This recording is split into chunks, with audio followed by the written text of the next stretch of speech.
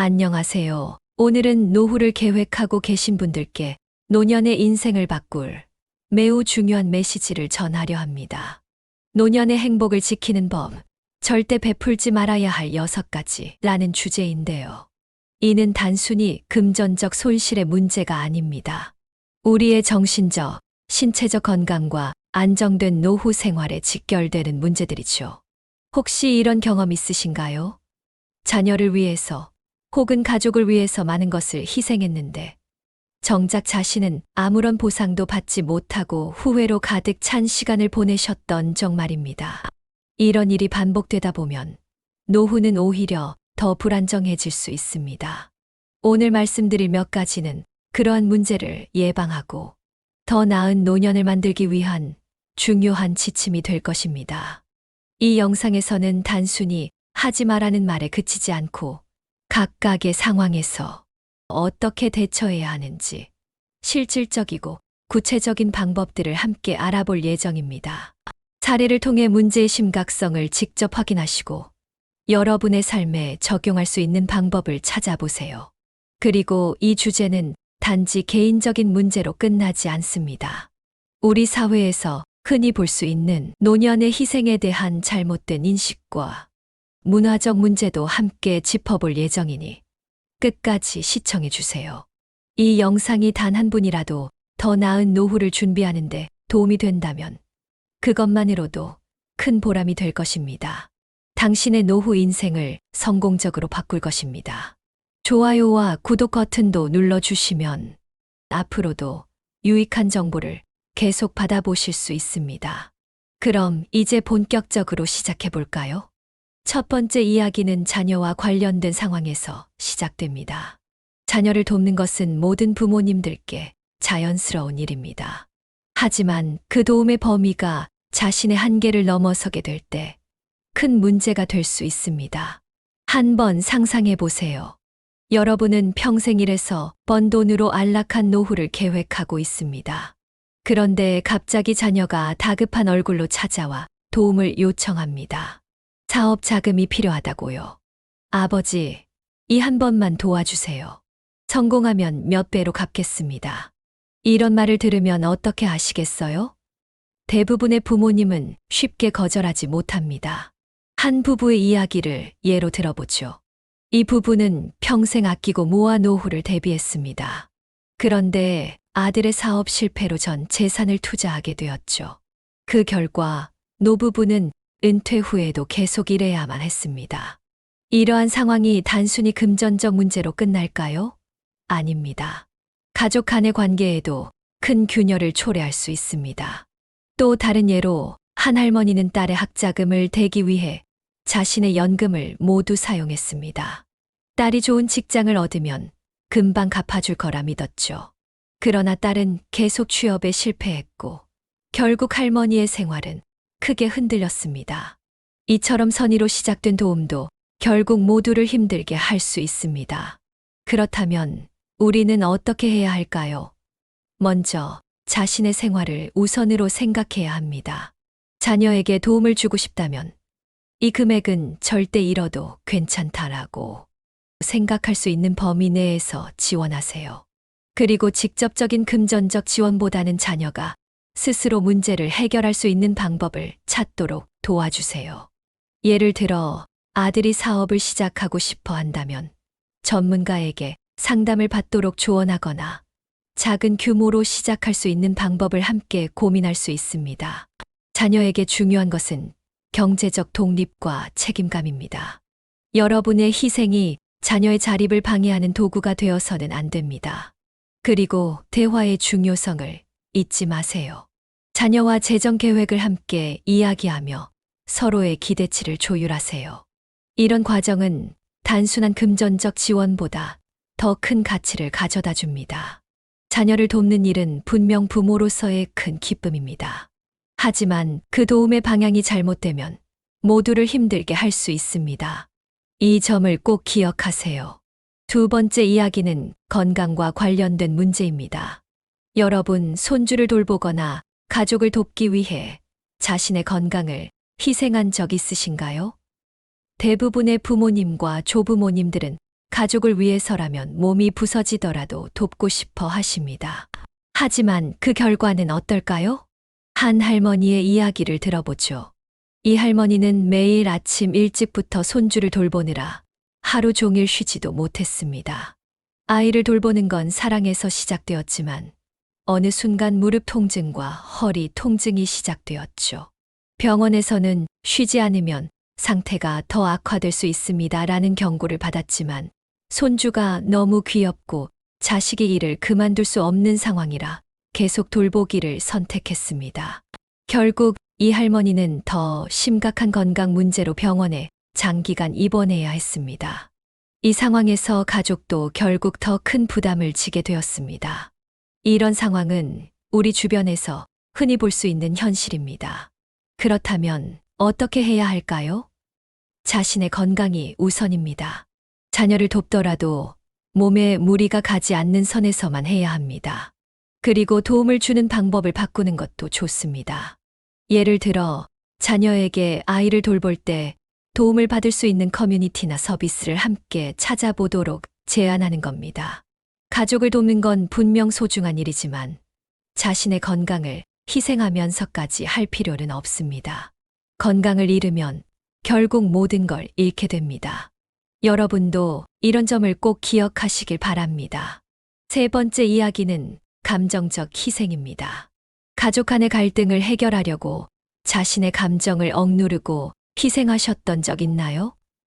이는 특히 부모님 세대에서 자주 볼 수 있는 모습입니다. 예를 들어 한 어머니는 자녀들의 갈등을 해결하기 위해 중재자 역할을 자처했습니다. 양쪽 모두를 설득하려고 노력했지만 그 과정에서 자신의 의견은 늘 무시당하기 일쑤였습니다. 나중에는 자녀들 모두 어머니에게 책임을 전가하며 서로를 탓하기 시작했죠. 결국 이 어머니는 극심한 스트레스와 우울증에 시달리게 되었습니다. 가족 간의 문제를 해결하는 것은 중요하지만 자신의 감정을 지나치게 희생하는 것은 오히려 관계를 더 악화시킬 수 있습니다. 때로는 단호한 태도를 유지하고 문제를 해결할 때 모두가 책임을 분담하도록 요구하는 것이 더 나은 결과를 가져올 수 있습니다. 여러분, 감정적으로 소모되지 않도록 자신을 보호하세요. 가족 간의 관계는 중요하지만 자신의 정신 건강이 가장 우선이라는 점을 잊지 마세요. 네 번째 이야기는 자신의 시간과 에너지에 관한 것입니다. 여러분, 자신의 시간을 얼마나 소중히 여기고 계신가요? 노후는 여러분이 평생 기다려온 휴식과 자기 개발의 시기입니다. 하지만 주변 사람들의 부탁을 거절하지 못하고 계속 에너지를 쓰다 보면 정작 자신을 위한 시간은 사라지고 맙니다. 한 예로 한 할아버지는 매일 친구와 가족의 부탁을 들어주느라 자신의 취미 생활을 전혀 즐기지 못했습니다. 누군가는 이삿짐을 도와달라고 하고 또 누군가는 고장난 전자제품을 고쳐달라고 했죠. 이 모든 부탁을 들어주느라 정작 자신의 삶을 위한 시간과 에너지가 완전히 소진되고 말았습니다. 그 결과 그는 자신의 행복을 찾을 기회를 잃고 말았습니다. 그는 이렇게 말했습니다. 내가 이렇게 살려고 은퇴한 게 아닌데 내 삶은 온통 다른 사람들만을 위한 것이 되어버렸습니다. 여러분, 이 이야기가 여러분의 현재 모습과 닮아 있지 않나요? 타인의 요구를 무조건적으로 받아들이다 보면 정작 자신을 위한 시간은 사라지고 맙니다. 우리는 어떤 선택을 해야 할까요? 우선 자기 자신을 위한 시간을 우선순위에 두어야 합니다. 매일 규칙적으로 자신만의 시간을 정하고 이 시간은 다른 누구도 침범하지 못하도록 단호히 지키세요. 예를 들어 아침마다 조깅을 하거나 독서를 하거나 새로운 취미를 배우는 시간을 만들어 보세요. 이는 단순히 개인적인 행복을 위한 것이 아니라 삶의 질을 높이고 건강을 유지하기 위한 필수적인 활동입니다. 또한 주변 사람들에게 부탁을 거절하는 연습을 해보세요. 아니요 라고 말하는 것은 이기적인 행동이 아니라 여러분 자신을 지키는 중요한 방법입니다. 상대방의 부탁을 들어주는 것도 좋지만 그것이 자신의 에너지를 고갈시킬 정도라면 단호히 선을 그어야 합니다. 그러기 위해 자신만의 목표를 세워보세요. 새로운 기술을 배우거나 오래 꿈꿔왔던 여행을 계획하는 등 노후를 더욱 풍요롭게 만들어 줄 활동을 찾아보는 것입니다. 이는 단순히 개인적인 성취감을 넘어서 가족과 주변 사람들에게도 긍정적인 영향을 미칠 것입니다. 여러분의 시간과 에너지는 무엇보다 소중합니다. 그것을 소중히 여길 때 비로소 진정한 노후의 행복을 찾을 수 있습니다. 노후의 많은 사람이 이렇게 고백합니다. 나는 내 인생을 다른 사람들에게 다 주었는데 정작 나 자신을 위한 시간은 하나도 없더라. 여러분, 이 이야기가 남의 일처럼 들리시나요? 사실 이런 상황은 우리 주변에서 흔히 볼 수 있습니다. 부탁을 거절하지 못하고 모든 요청을 들어주다 보면 결국 자신의 에너지는 고갈되고 마음속에는 후회만 남게 됩니다. 여기서 우리가 해야 할 첫 번째 일은 자신의 시간을 존중하고 그것을 보호하는 것입니다. 예를 들어 하루 중 자신만을 위한 시간을 따로 설정하세요. 이 시간 동안에는 휴식을 취하거나 좋아하는 취미 활동에 집중하세요. 누구의 방해도 받지 않도록 단호한 태도를 유지하는 것이 중요합니다. 그리고 부탁을 받을 때는 즉시 네라고 답하지 말고 생각할 시간을 가지세요. 여러분이 할 수 없는 일이라면 정중하게 지금은 어려울 것 같습니다 라고 거절하는 연습을 하세요. 이는 자신을 지키는 가장 중요한 기술 중 하나입니다. 또한 여러분이 남을 도울 때도 한계를 설정하세요.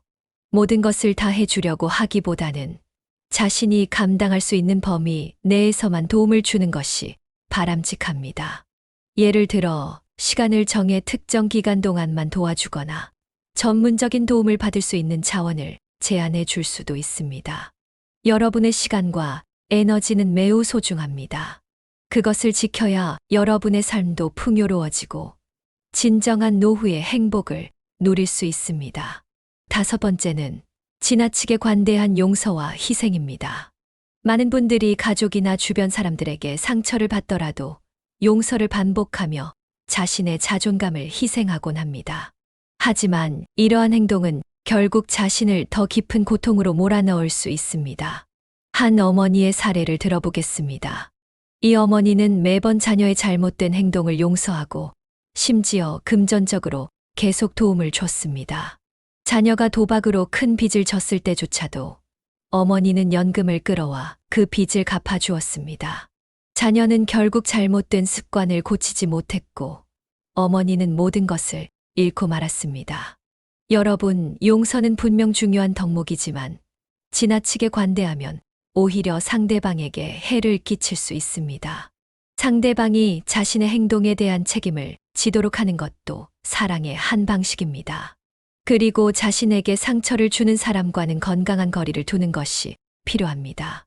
희생도 마찬가지입니다. 자신을 희생하는 것은 때로는 필요한 일이지만 그것이 반복되고 지나치다면 자신의 삶을 망치게 됩니다. 여러분 자신을 먼저 사랑하고 보호하는 것이 진정한 행복의 시작입니다. 마지막으로 여섯 번째, 여러분이 모든 것을 책임져야 한다는 과도한 기대와 의무감에서 벗어나야 합니다. 주변 사람들의 요구와 기대를 모두 충족하려다 보면 결국 자신은 아무것도 얻지 못하고 모든 것을 잃게 될 수 있습니다. 한 할머니는 매달 손주들의 학원비와 가족의 생활비를 지원하느라 연금의 절반 이상을 사용하고 있었습니다. 자신도 힘든 상황인데도 불구하고 부모로서, 조부모로서 도와야 한다는 의무감에 갇혀 있었죠. 그러나 시간이 지나며 도움을 받는 가족들은 점점 더 의존적이 되었고 할머니는 경제적뿐 아니라 정서적으로도 지쳐갔습니다. 이런 상황에서 우리가 해야 할 일은 무엇일까요? 바로 모든 문제를 자신이 해결해야 한다는 생각에서 벗어나는 것입니다. 도움을 줄 때는 반드시 한계를 설정해야 합니다. 여기까지는 도와줄 수 있지만 그 이상은 스스로 해결해야 한다는 메시지를 명확히 전달하세요. 또한 주변의 기대를 조율하는 대화를 시작해 보세요. 도움은 관계를 유지하고 강화하는 수단이어야지 스스로를 희생하는 도구가 되어서는 안 됩니다. 여러분의 삶도 마땅히 존중받아야 합니다. 결국 여러분이 과도한 기대와 의무감에서 벗어나야만 진정한 의미의 자유롭고 행복한 노후를 만들 수 있습니다. 오늘은 노후에 꼭 피해야 할 6가지에 대해 이야기했습니다. 무리한 금전적 도움, 건강을 해치는 희생, 감정적 희생, 그리고 시간과 에너지의 무한 제공, 지나치게 관대한 용서와 희생, 모든 것을 책임져야 한다는 과도한 기대와 의무감. 이 6가지를 잘 관리하면 여러분은 더 안정적이고 행복한 노년을 보낼 수 있을 것입니다. 이 영상이 여러분의 노후 계획에 작은 도움이라도 되었길 바랍니다. 끝까지 시청해 주셔서 감사합니다. 좋아요와 구독을 눌러주시면 앞으로도 더 많은 유익한 콘텐츠를 만나보실 수 있습니다. 댓글로 여러분의 생각도 함께 나눠주세요. 그럼 다음 영상에서 또 만나요. 이상 지혜로 채널이었습니다.